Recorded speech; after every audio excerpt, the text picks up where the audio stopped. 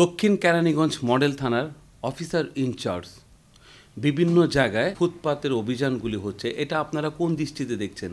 রংপুরের কৃতি সন্তান আসাদুজ্জামান ঢাকা জেলা এসপি উনি দায়িত্ব নেওয়ার পর কেরানীগঞ্জ মডেল থানা মামুন সাহেব দায়িত্ব নেওয়ার পর এই কেরানীগঞ্জ থেকে মাদকদ্রব্য একরকম উঠে গেছেই বললে চলে।